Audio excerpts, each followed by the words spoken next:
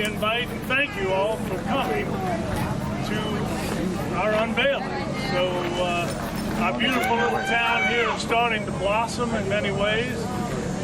When things start to happen, other people get anxious about it as well, and it kind of moves, snowballs, we'll use that terminology, to make things happen. So I want to introduce Billy Nungesser. You know Billy? That's all right, we'll wave at him back. Dirty soda? We have our museum coordinator and librarian right here, Jerry Lashley. And I wanted to speak just briefly about this mural. It was a long time in coming, but I'm going to tell you this. It is beautiful, and you'll be very impressed because it really tells the story, and I hope Ann will verify that the story told on this mural is correct. Okay. So as it was given to me, back in the 40s, this library opened. Aunt D.C. Pittman ran this library, and she lived in the coffee shop. She drank a lot of coffee. That was before it was a coffee shop. So, is that true, David? It is. All right, David verified it. And I'm going to say, Ben got a very good depiction of Aunt D.C. She has been brought to life in this mural. And what I thought she looked like, I met her at a very late period in time in her life, but she's a fantastic woman, and anybody you ask about Aunt D.C., they will say good things. And most people said they spent the night here. The kids were all sleeping there all the time. And the Pittman family is here, so they're an integral part of what's going on. So once we finish this unveiling, I'm going to introduce Ben Benson, our artist. We'll go from here and we'll go right over to another unveiling, 2 more, for any of those who want to come. We now have a community garden set up, and we want to share with you so you can spread the word about this garden and get people involved. It's been a long time in coming, and it's been a nice thing, and another artist has shared with us some of the things he's done. So I'm going to stop talking. This is Ben Benson, famous artist right here from Folsom.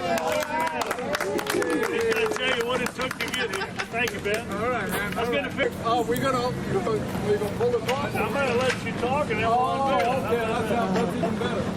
Okay. To start, it all started at Gus's a long time ago. A woman named Emma Jo Roberts, I think, she did a pencil sketch framed and had it in the post office. And I saw that, and every time I go to the post office, I saw it, and a bunch of other ones that are there. That's where it all started. From that point on, it's kind of like out of my mind until Frank decides to go ahead and refurbish the place. I mean, basically started from scratch, rebuilt this.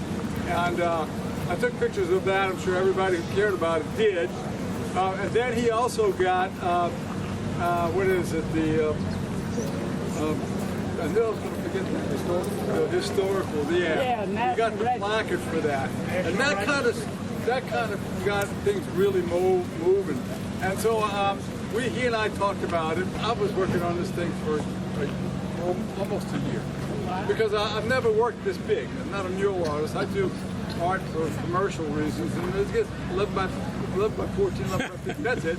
It really did take close to a year to finish this. But in the process of that, I did my share of research.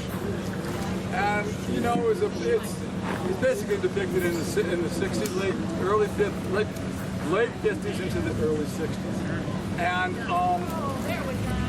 I had to do some research. I had to get the shoes right, the little socks that the girls wore back then, their hairstyles and everything, and draw it in perspective. And there's 2 kids on the other side kind of snicker at the whole situation.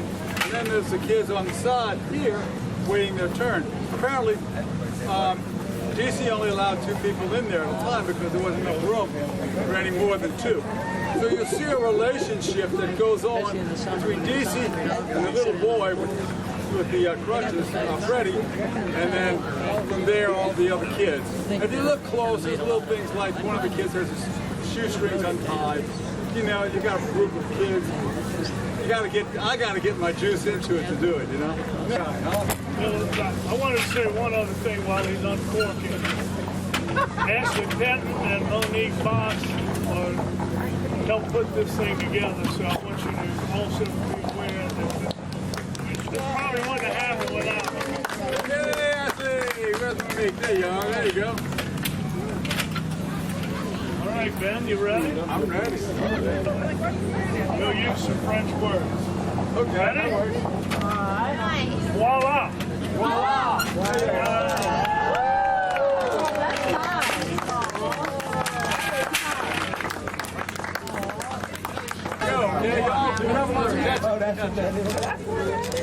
We're not going to sit here and play with these rocks. That is awesome, y'all. Try it.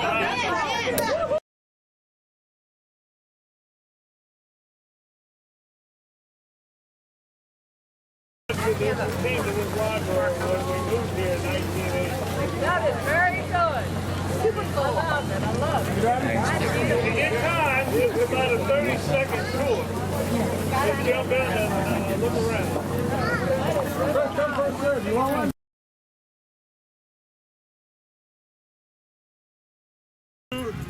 Giddy Up and Grow. And that's a play on words for Giddy Up Coffee Shop and the garden. We're going to make it grow, right? I want to introduce Laura. Come up, please. You mind? Just, Laura is the proctor, the head of the garden, and she's the one who put most of this together behind us. So she's a master gardener, and we'll give her applause. She's a dirt shoveler. Did Will show up? Will Amber? Oh, yeah, well, he was helping some kids pot some things over there. So, with Laura's help, again, I want to thank the people involved in what we're doing. I think Monique Boss, Jonathan, right there, he's done a lot of work. Ashley Penton, my daughter. It's been an army of people to try to put this together and make something valuable out of it to bring people to help us do it. And by the way, while we're here, we might as well recruit people to come work. If you got time and want to be a part of what we do, come on out. See Laura. Put your hand up, Nick. Nick's a new member of our group. So, what could be said about what we're doing? You could say we've done a lot of work, but don't slip away. In addition, we want to have something that would capture the work and what we've done in this garden, because it is a community garden. It's for everybody to be a part of. We went out and discussed this with people who are muralists, because we wanted to capture it in a not a photo. A photo is nice, but a long-term painting is even better. So we have something to look at. We got together with Marita Gentry. Let's put our hands together for Marita. She would get up and speak for hours, but I've decided to talk for her. Because she really doesn't want to talk. But she doesn't want to talk, but she's spoken 1,000 words in her painting, in her artwork. And I hope you enjoyed as much as I have. We have Will Afton. Will, put your hands up. Will is the county agent, we'll call him, right? Yeah, I like that one. You like that? And so Will is here, thank you very much for coming, Will. Yeah, you're welcome. Being a part of, the garden's changed a little bit since the last it's time we grown were here. up, and there's a lot of people out here today looking at it. Primarily thanks to Laura. You got a hard worker there, making master gardeners. If you want to become a master gardener, see Laura or the group as well. So without further ado, ta-da!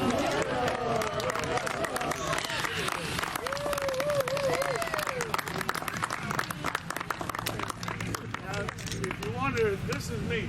I thought you were the horse in the back. Let's hear it for Marita Gentry.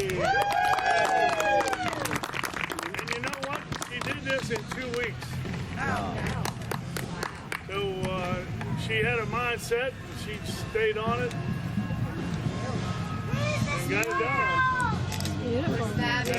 Beautiful coloring as well. We have one more artist. He's not here, but I'll speak for him because that's what I do best, right? Speaking for others. Steve Tresvik. Well, that gentleman, Steve Tresvik, is also a part of what we do, and he's captured a lot of the things that we wanted to show in the paddock area. But more importantly, for the garden, you'll notice there's a lot of new art, and it's all hand-carved wood chainsaw carving. So we don't have to have Steve here, but take advantage of getting to know Steve through his work. And his work is demonstrated all through here and around the corner. So thank you all for being here. I want to thank Monique Boss and Ashley again. Appreciate it.